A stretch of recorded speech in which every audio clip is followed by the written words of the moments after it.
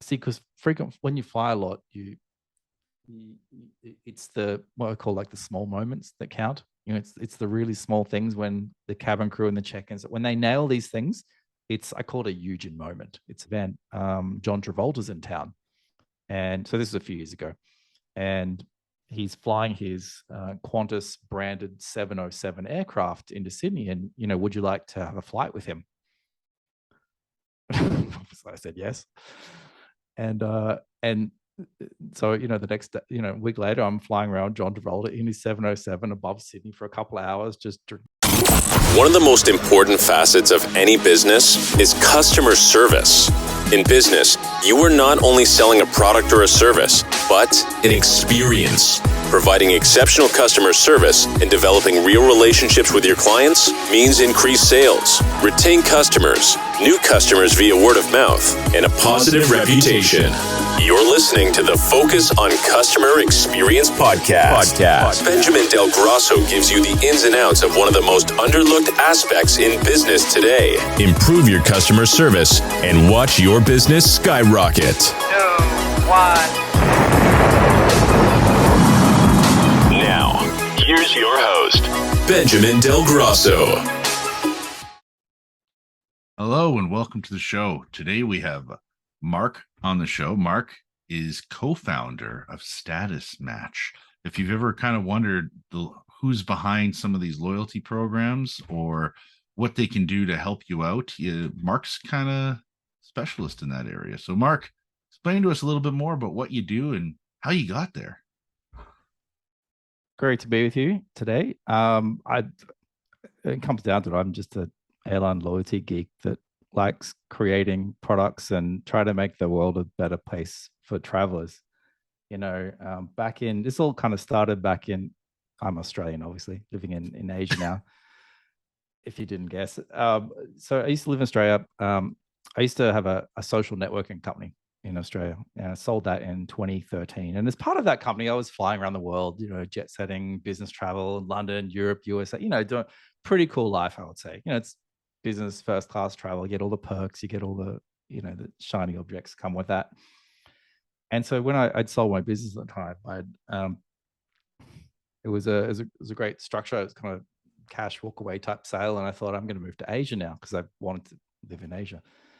And so at that point, I was unemployed for the first time in a long time in my life. And I thought, what am I going to do now, right? And so I'd had this sort of background of being a legitimate frequent flyer myself. I'd never worked in an airline, never worked for a hotel or any sort of travel company prior to that. And so I'm living in Hong Kong, and the big airline there is Cathay Pacific. And so I managed to meet someone in the management team there, and I said, hey, look, I'm a really high value flyer with Qantas, the Australian big airline.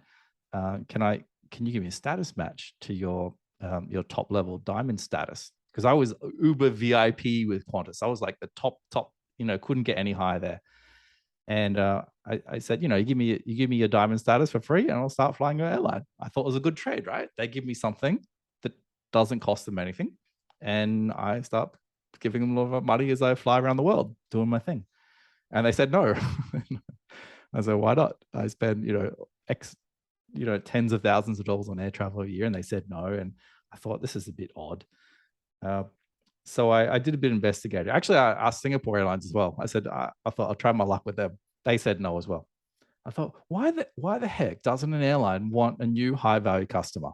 Why say no straight away so quickly? So, without even asking a question, right? Not even saying, how much do you travel? Or, what's your next flight? Or, anything like that. So that's kind of what kickstarted this whole journey with Status Match in helping airlines acquire high value customers. They're pretty good at getting you to book a cheap ticket across country or 1 hour flight to go see grandma. They're really good at selling on that kind of stuff, but they're not that great at acquiring solo individual kind of high value flyers. And that's where this all sort of came out. So I started there's no university to learn how to do airline loyalty stuff, and so I started attending events and conferences, just paying my way there, learning about the industry. And I realized pretty quickly that as a frequent flyer, you're already educated on a lot of these things, on how loyalty works, because you're a customer. right, of the product. Whereas most people that work at airlines, they're not customers of their own product, right? They just work at an airline, right? Because you think about it, how many people at a check-in count of an airline do you think have flown on Emirates first class, across the world? Probably not many, right? So Probably they not just don't many. have not many. They should though. It's worth it. But they just kind of don't have that experience. And what that means, there's nothing wrong with that. But what it means is a lot of the way they approach decision making with an airline is not from a customer perspective. It's from a how do we run airline, make money perspective. And these are obviously a bit not totally aligned all the time. So I thought, I'm going to help airlines. I'm going to fix this problem for them. And there's a lot of things I can't fix in the world, but I can fix them getting high value customers, because who else better to do it? So I teamed up with a couple of friends from the industry, and we created statusmatch.com, and sort of went from there. And, we've been running about just under 2 years now. We signed up, more than couple of handfuls of airlines onto our platform. It's been really successful for them, really great for them. We've helped airlines acquire more than $400 million in new business in that time. And that's during COVID, like the worst possible time ever for the airline industry. They've still managed to get all these new customers. And so pretty happy about where we've been, where we've come from so far. Yeah, no, that's pretty cool. Like, you guys cover a big part of the world. Like, I'm in Canada, you're in Malaysia right now, and you even have listed as Air Canada as like one of the clients that you help, right? So, Yeah. I mean, the fact you guys have quite a big reach. So, if people are looking to take advantage of this, maybe you're, a current WestJet customer and you're thinking, hey, you know what, I'd like to, get over to Air Canada or something like that, right? This is where you can talk to these guys, and you guys negotiate on their behalf, I think is what you're saying, and basically try and match them up to make that happen. Is that the way I'm understanding it correctly? Or yeah, we're kind of sort of like a broker in some sort, like an automated broker. So there's a bunch of airlines we have relationships with, not everyone we do have relationships with. And if you've got think like a silver, gold status or higher with an airline. So this is, it's not for everyone, but if you've got some kind of elite status with an airline and you're looking to move your business, or maybe you're changing jobs, you're moving countries, you're changing cities, and you can't fly your old airline anymore because it makes for example, you might be moving from New Zealand to London, right? And you can't possibly fly in New Zealand anymore. It makes sense to, go through a bit of a process and get a status match with an airline, because, if you've got like a silver gold status, you're used to these perks and benefits, used to the priority check-in, the priority screening, the lounge access, the free seats, the free bags. You're kind of used to that. You don't want to start from the bottom again, right? So the idea is, if an airline can give you an equivalent status with their airline, you'll shift your business over. Airline should be happy. You should be happy. We kind of sit in the middle of that transaction. And, everyone wins. Yeah. So when you think about those people who go to the Air Canada lounge, right? And they love going to the Air Canada lounge, and what do they? I think they have snacks in there, drinks, all that kind of fun stuff, right? And there's a sort of certain perks that you get in these lounges at the airport, right? And you move to the States now, and now you're, I don't know, now you're going to have to use a different travel partner, right? Delta or whoever is, the company down there. I'm not too sure, right? And you're going to basically say, hey, well, you're a business traveler that, I don't know, spends 50,000 a year or something crazy like that on air travel. I do know people that seriously spend like huge amounts of money. They're literally in the air, I want to say 150 days out of the year, right? Like, it's crazy the amount of travel some people do. And you guys are going to try and find a way to help them out so that they get that same status. And that's pretty interesting. I've never really heard of that before. I didn't know something like this existed. So I could definitely see a lot of business travelers taking advantage of this. And I even know some people who have moved from Canada to the UK. I know people who moved from Canada to the States. And some of these people are very big business travelers. So what you're doing, it does make sense. Exactly what you're saying. Just trying to make life a little bit easier for people that travel a lot. To your point, if you move from Canada to Europe and it doesn't make sense for whatever reason, to fly with the airlines you have status with currently, we just make that sort of switch across to a new airline just a little bit easier, right? Because to your point, if you're in the airline lounge and used to all the snacks, the free drinks, some lounges have like full-blown restaurants in there, like 5-star, really, really, really nice food. And it's kind of, once you've tasted some of that, you don't want to go back again, right? So if airlines can keep you at that level that you're accustomed to, the chances of them acquiring your business moving forward is a lot higher than if they didn't do that. And in fact, we've got some interesting data on airlines that don't give status matches, right? So they basically say, yeah, we know you're gold over here, but we're not going to give you anything, right? Now, let's say you still fly that other airline, said no anyway, because maybe you have to, right? Or your company says you have to fly this out. What happens is you're actually more disengaged. So you're less likely, airlines have the credit cards, right, to earn the miles. So you're less likely to get those credit cards, which make the airlines a lot of money. You're almost always going to pick the cheapest flight of the day, right? You're never going to spend more to try and get an upgrade, because why do you care, right? Because you haven't got the status, right? You're going to take less of these actions that make the airline money because they didn't give you the status. So it's actually cheaper, better, fast. Like, there's all the right metrics for an airline to want to give you the status, as long as you would meet that kind of criteria that, it's the type of clientele that they want to bring in. Yeah, no, it's funny. So what you're making me think of right now is Las Vegas. Okay, because I have these. So when I'm working in the aftermarket automotive industry, I deal with a lot of car dealers, right? And there was a few salesmen I'd meet, and they'd go down to Vegas all the time. Like, to the point, the one guy literally Monday to Friday he'd work at the car dealer selling cars, and then Friday night he was on a plane going to Vegas because he spent so much money gambling in Vegas. Vegas flew him to Vegas, paid for his hotel, everything, because they wanted him to spend his money. And he also had certain friends that would always come with him, spend their money, right? So that's the thing. Like, if you have a certain status, and he was telling me how he used to go every weekend, and then it got to the point where whoever it was, MGM, blah, whatever, one of these kind of places in Vegas kind of said like they weren't going to pay for it anymore, right? He's like, well, then I'm not going to go anymore. And then he said a year later, he approached another conglomerate in Vegas, telling them this, and that. And then they started flying him down, right? Because they're like, well, we want this guy's money, right? We want him coming to our casinos now.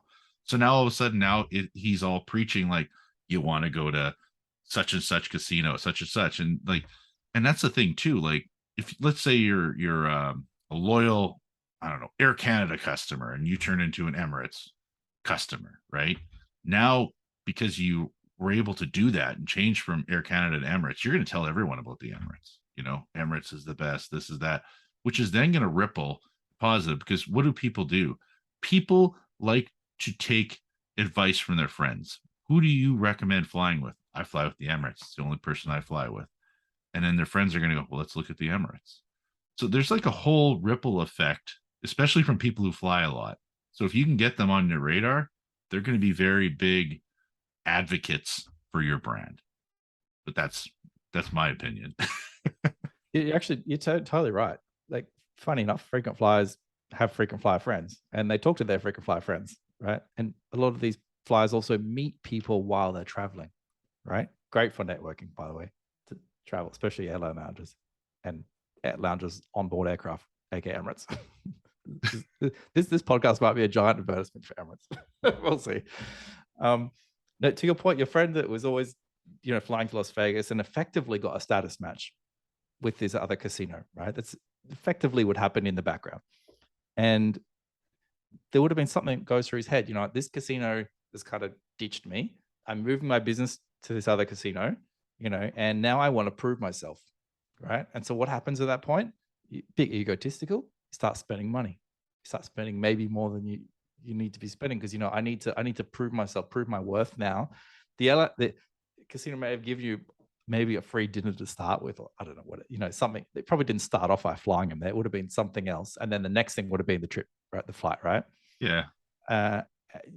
so there probably is an element of that conversation or him getting effectively that quasi status match that changed his behavior or his psyche to think, you know what, I'm going to prove they made a right decision. Tonight's 100 grand night, whatever, right? There'd be a bit of that, I think, happening. And, to your point, it's the old casino who wasn't spending money at then kind of loses out. So there's this whole dynamic with loyalty and play here.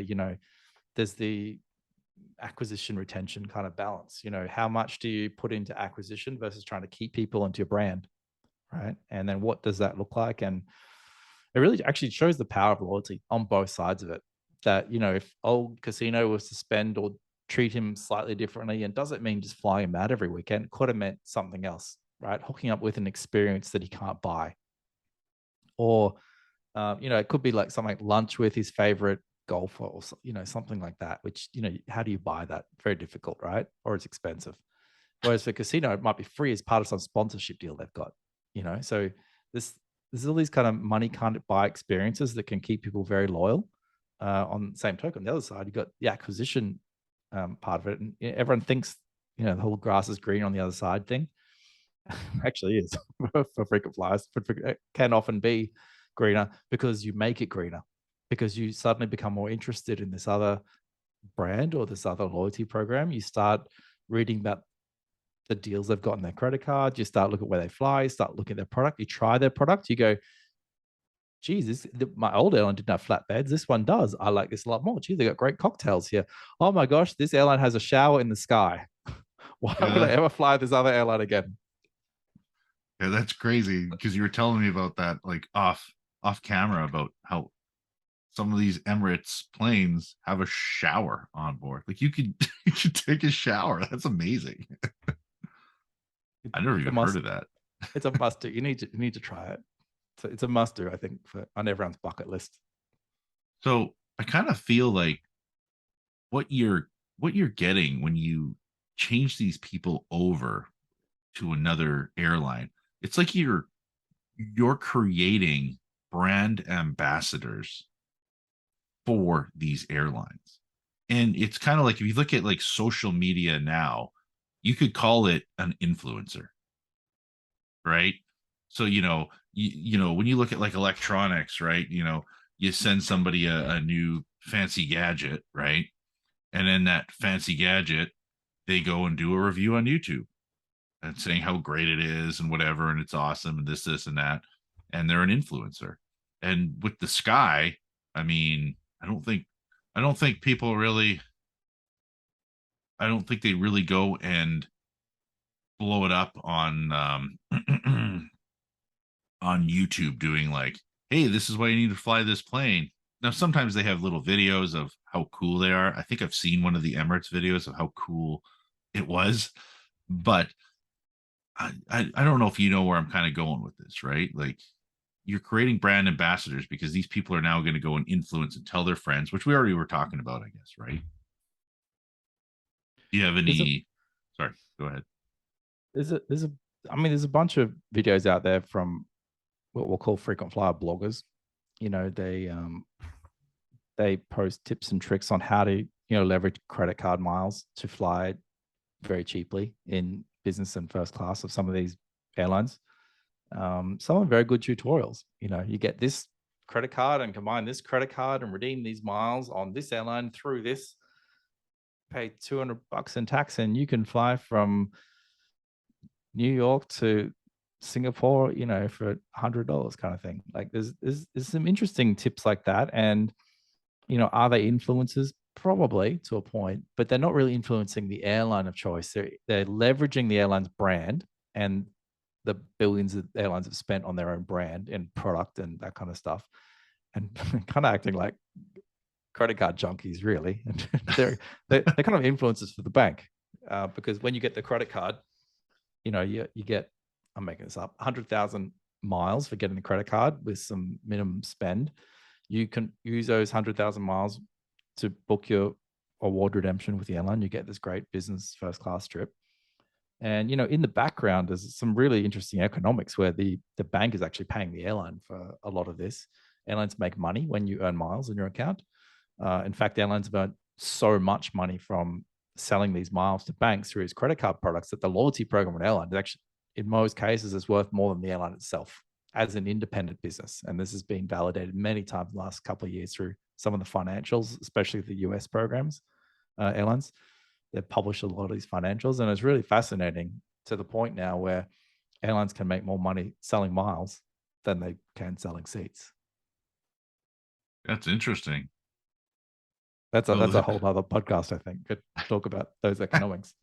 But this is actually really interesting because it's all about a great, we'll call it customer introduction, maybe.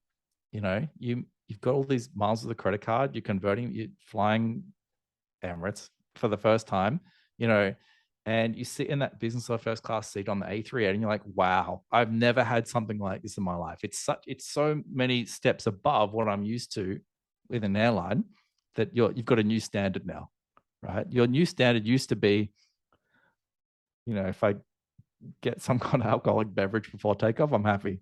Whereas now it's like, you fly Emirates, it's like, there's a bar on the plane, there's 30 people hang around a bar area, and, we're sort of just chilling and selfies and what, it's a totally different experience. And you may never have flown this airline before, and so suddenly that's what got you onto the airline. It wasn't you saw a billboard that said fly to Amsterdam for $1,000 and economy. It wasn't that got you. It was the allure of something aspirational, something you normally wouldn't buy yourself, right? Not everyone goes out there and shells out 20 grand for a first class ticket around the world, but you might go out there and get a credit card that costs you $100. Yeah, no, I mean, thing. You look at trying to think here. You look at like my credit card here, first class travel, right? And I mean, trying to cover up the numbers. But I mean, I get tons of reward points. Like I honestly, in the last year, I probably had over $1,000 in, free flights, hotels. Actually, I want to say it's like over $1,500 already. And I don't even travel as much as some of these other people that are spending a lot more money. Right. And I'm just using the credit card for the business. And I have a few credit cards that I get points and everything from.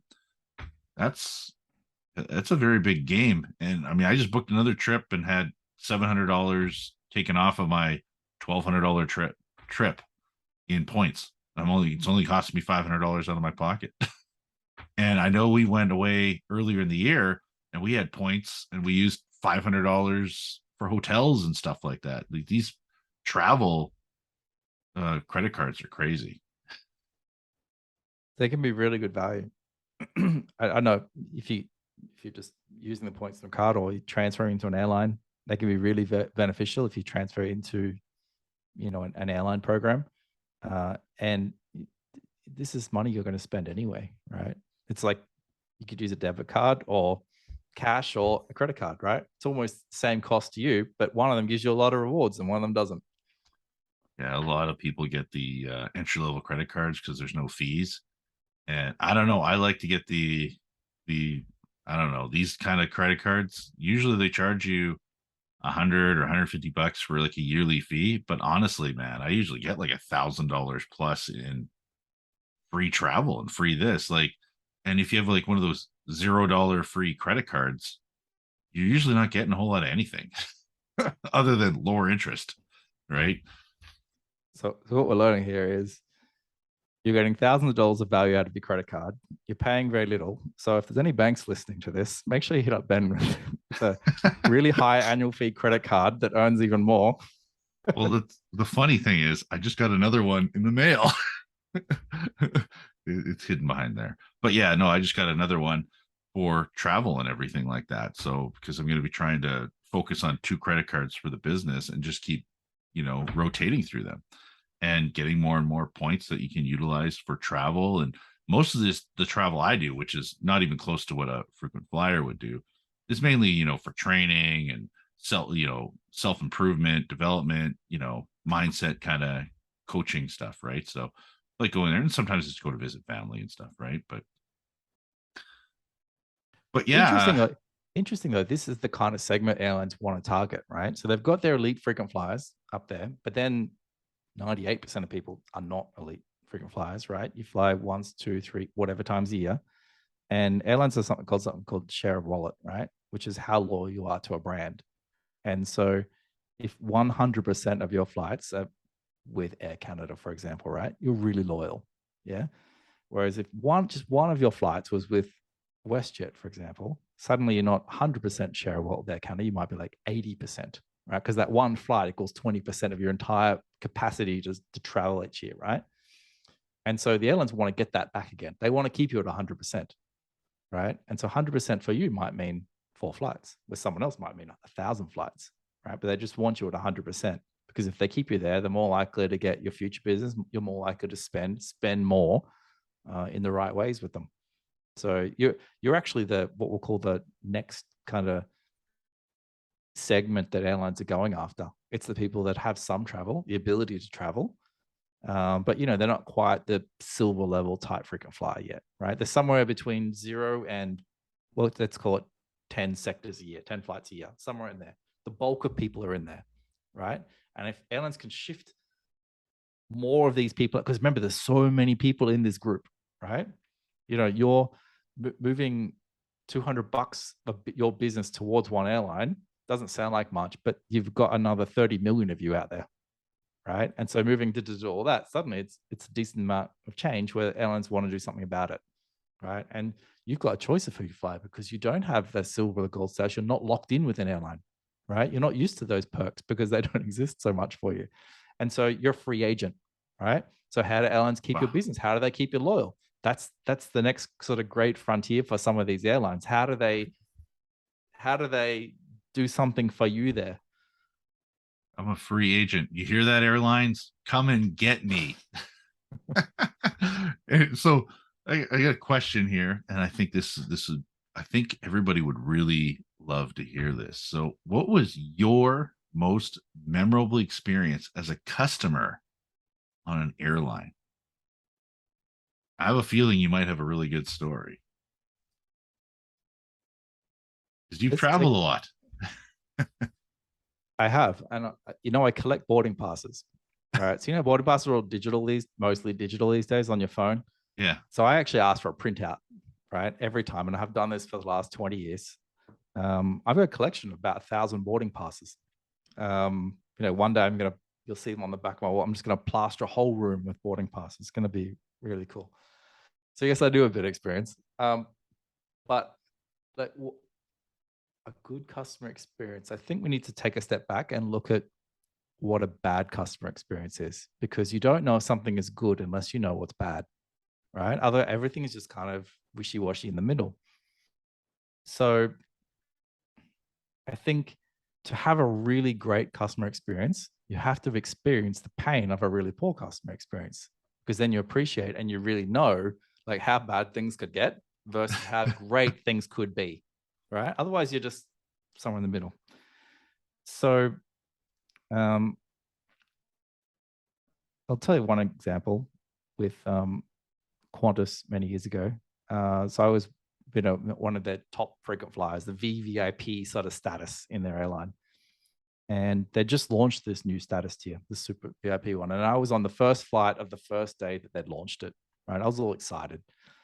And I was on board the plane. I was in business class, and the flight attendant comes down the aisle. They sort of welcome you on board, right? It's like, welcome back. Thank you for flying. Can I get you a glass of something? And they introduced themselves to the person next to me. And then to me, it was like, and welcome back, Mr. Ross Smith. So it was like, why did you get a better introduction than me? Like, we're not traveling together, right? I'm like, dude, you must be like a gold member or something, right? And he's like, yeah, I'm a gold member. And in my mind, I'm like, F you, I'm 6 times higher than a gold level, right? Why didn't I get something better?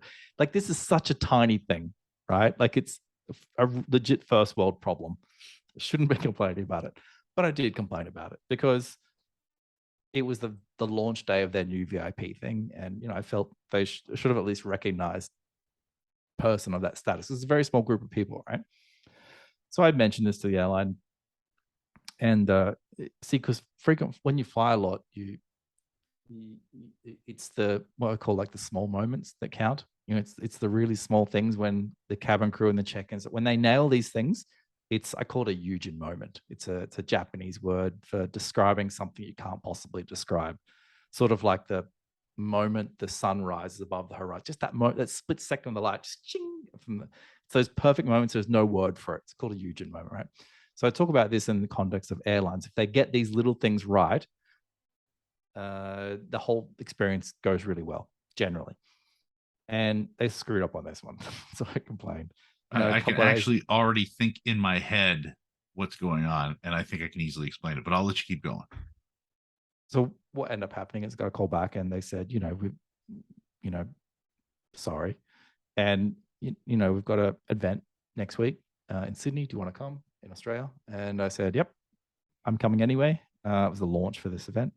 And they said, no, we've got a special thing the day after the event. John Travolta's in town. And so this is a few years ago. And he's flying his Qantas branded 707 aircraft into Sydney. And, would you like to have a flight with him? So I said yes. And so, the next, week later, I'm flying around John Travolta in his 707 above Sydney for a couple of hours, just drinking champagne, having fun. He was actually flying the aircraft. There's a few other people on board as well, but, pretty cool experience. You can't possibly buy this, right? And so suddenly this small moment that in my mind was kind of damaging for Qantas, hyping this big elite status tier thing up. So in my mind, this was pretty bad, but in the grand scheme, it's not really. But then Qantas sort of bounced back with this such a high bar that no other airline could really beat that from now on. And, that just, wowed the heck out of me, obviously. And since then, I'm just telling the story everywhere. So they're obviously getting a lot of sort of PR coming out of this, years later. Congratulations, Qantas. Yeah. Well, I just think about how, you go to a bar, right? Many years ago when I used to go to the bar, and you'd watch these people come in, and, people come in, hey, how's it going? Blah, blah, blah, blah. And then, well, what can I get you to drink? And then the person, a screwdriver or whatever, right? They make it for you. Here you go. You go sit down.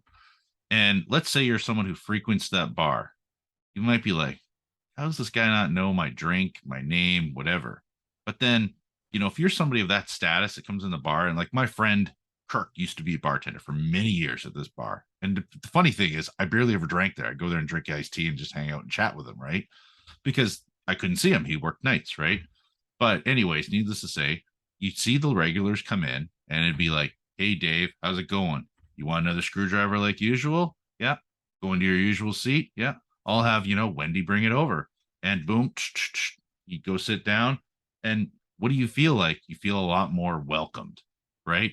And had you got on that plane on the first flight and they said, hey, Mr. Ross Smith, welcome aboard, blah, blah, blah, blah. Would you like your usual red wine or whatever it is that you drink? Yes, I would. Wow. Like, thanks for remembering that, right? You know what I mean? And you'd probably be just like, oh, wow, they're like keeping track of like what I drink and what I eat. And, we know you like chicken. Did you want chicken brought over for your meal today? Blah, blah, blah, with the special, whatever, stuffed broccoli. I don't know. I'm just making shit up. And, you'd be like, yeah, that'd be amazing. But I mean, that's the difference between, them welcoming you and knowing you as a customer because you're like that elite status, and someone else who, let's say, is a gold member that they may not know as well as you, who travels frequently, right? I mean, if something like that happened, you'd be a lot more. But if you just came into the bar and they don't really know who you are, but they should know who you are because you're there all the time, it'd be, you don't remember that I drink screwdrivers all the time? What do you think? Do you think that was kind of... I'm digging deep in my memory bank here. I think I remember. Do you remember when Google Glass first came out, like 10 years ago? I don't know when it was, a long time ago, right? I'm pretty sure I remember Virgin Atlantic I could be totally wrong here, so bear with me. I'm pretty sure they had something where the idea was you'd walk into the airline lounge, the staff would have the Google Glass on, and they had some sort of virtual sort of thing, and he would like, I don't know if it's true, scan your face and go, this is John Smith. He's a gold member. He likes red wine. He doesn't have this. He's not traveling with anyone today, or whatever, right? Seeing this kind of information. And then, of course, when you approach the desk, that person is already armed with the information because they were seeing it in real time. I don't know how true that is, but I'm pretty sure I read something about this. Maybe it was just a really bad April Fool's joke. Anyway, if they did that, that'd be pretty cool. So imagine you walked into that bar, but imagine there was some sort of global intelligence system. Please don't get any ideas, World Economic Forum. But you walk into this bar and they see you and they go, Ben has been to 4 bars in the last 3 hours. He spends about this much. This is his favorite drink. This is what he likes. It'd be kind of cool to have that kind of intel, right? To like, you walk in, they go, we got to give this guy 1, 2, and 3, and boom, he's satisfied. He's going to keep spending all night. He's going to come back again. That'd be cool. Yeah, because I mean, like Vegas is king at that, right? If you sit down at a table, they come up to you. Hey, they keep track of the people who are spending money, and you have to give your player card on certain, games and stuff like that. Like, I don't spend a lot of money, but I do like to go play roulette. And after you've been sitting at the table for like usually a good 15 minutes, half an hour, they come up, they offer you a drink, and usually depending on the you're at, the drinks are free because you're spending money and you're at the table, right? And they'll keep it coming as long as you usually give a couple dollars to like tip to the server, waitress, whatever you want to call it. They'll just keep bringing them coming, right? Because they want to keep you there. They want to keep you at that table. They want to keep you spending, right? They'll make you feel comfortable. If you spent a lot of money, like I remember one night I was up to like $1,000 in winnings on the table, and like I was doing really well for roulette. And for me, that's a lot because usually I might spend $100 kind of thing, right? And I remember they started taking notice because I was on like the low limit tables, $1, $2, whatever, $5, $10 table or something like that, right? So, they start taking notice, and you can tell they take notice. Next thing you know, someone will come by and address you by name. But this is all about, going up. And I wasn't at a high limit table. Those high limit tables, I'm pretty sure it's like they already know what they drink. They already know what they want. But that's kind of what we're talking about is you are, there's certain statuses, and these people are comfortable with a certain experience. And at the end of the day, you're helping them be comfortable when they relocate somewhere else to still get that same status again, but it may be with another airline because that airline doesn't travel there anymore, or they can't utilize it because they've relocated, and when you're used to a certain level of customer experience, right, it gets kind of ruined. And I hear this all the time, like somebody bought a Honda car and they bought it at such and such dealership, and they'd go in and they knew, hey, John, how's it going? Blah, blah, blah, blah, blah. How's the Civic doing? Great. Right. I think it's almost time for your oil change. What brings you by today? And because they know you, and then you move somewhere else and now nobody knows you. It's like Cheers, where everybody knows your name, right? And now you've moved. So you're trying to get these people into that status like Cheers, where these people will know your name. They'll treat you the same. They're going to get that elite status again. They're going to feel comfortable again. It's like welcoming them to a new home. Exactly. With everything sort of semi-similar, just different logos on everything. Maybe not a bar, but or a shower. Well, do you have any final words of wisdom or anything else you'd like to share with our listeners?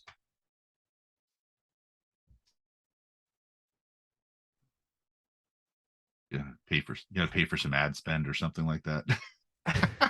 I'm just kidding. I'm not sure. I think, in my career, sort of working at airlines and with airlines, and then as like a separate vendor, right? I've always found success in what we do when things are aligned with great customer experience, and in whatever that looks like, right? Sort of putting that above any sort of financial motive or gain, because at the end of the day, especially travel. People are very emotional when it comes to travel stuff because you're in an aircraft for 3, 4, 5, 10 hours at a time, kind of thing. And I think the opportunity, especially in airline business, to really nail these small moments to create better experiences for customers. I think the upside there and what they could do more to create more of the experiences, which funny enough translates into people spending more money, right? Who would have guessed happy people spend more, right? Rocket science. And the more airlines can do that, the better off they're going to be financially moving forward. People will be more loyal, they'll spend more, they'll do all the right stuff, right?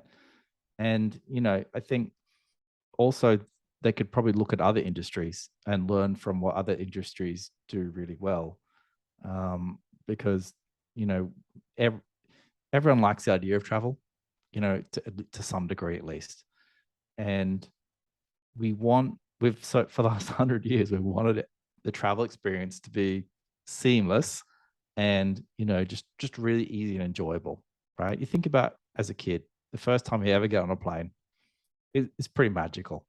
Well, for most people. Hopefully at the window seat, you're looking outside, see the engines just spool up, you take off. It's really, really magical. And how can the airline industry and other industries bring that moment, that feeling you had as a kid, back every time you fly or engage with a brand? This is all brands around the world, not just airlines. How could they bring this really good feeling moment? And I don't have all the answers. Status matching is one of those maybe 1,000 ways they could achieve that. And so personally, I just like to see when brands sort of step up and legitimately try new bold things to help improve the customer experience. Awesome. It's great. I was glad having you on today. I mean, I can say I met the guy who got to go fly with John Travolta. That was a fun day for sure. That must have been pretty amazing. I mean, I think about things that I've had in my life and customer experiences I had, and there's always a great story to tell. And that, it's hard to continuously do that over and over and over again. And even like myself, when I get repeat customers, I'm like trying to figure out, well, they've already had this great experience, so they've used me again. How do I make it better the second time around? Right? Because you got to try and find a way to one up, every time, or at minimum, be consistent. Right. And that's the big thing when any of these people who are flying the way they are, they're flying with that airline because they want consistency. Right. And they want the experience. Right. So it's like consistency plus some sort of positive thing that's happening at the same time, right? So they feel good about buying something that's positive. When you repeat that over and over and over and over, suddenly it starts screwing with your head, right? And your subconscious. You start associating this brand, this product with good things. It's the same. It's the same kind of chemicals as love, basically. And you start like really enjoying this experience, and you want more of it, which means you're going to come back again, again, and again. As long as repetition plus positive experience, those two have to sort of go hand in hand. Airlines can be really good or really terrible at this. Other companies, same thing. Actually, you're right. Speaking of cars, remind me of every time I used to walk into BMW dealerships in Australia, there'd be a smell. I don't know if they've got some secret scent in those dealerships or something. Like you walk in and just, I'm a BMW. Like you could do a blindfold test and I'd know what dealership I'm in, right? And you'd smell it and you're like, it's really good. And so I'd start associating that smell with BMW, right? Didn't smell like the car at all, just, I don't know, paint or something. Like there's tires in there was a smell, and it was a very lemon fresh scent. There's probably I'll probably go to the supermarket tomorrow and be like, buy BMW smell, like spray it, like I don't. That's anyway, amazing. It worked, and I spent way too much money there. Well, you kept going back, right? That's why they get to know you. Exactly. But yeah, I mean, thanks a lot for coming on and sharing this. This is a totally different thing that I didn't even really know existed. And it totally makes sense. I know a lot of people that would actually utilize this, and I think it's pretty awesome. Cool. It's been fun to chat. Awesome.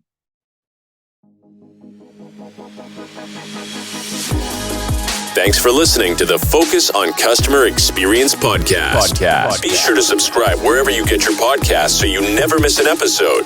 For more information or to connect with Ben, check out Benjamin Del Grosso on LinkedIn, at Safe Drive Solutions on Instagram, or www.safedrivesolutions.ca online.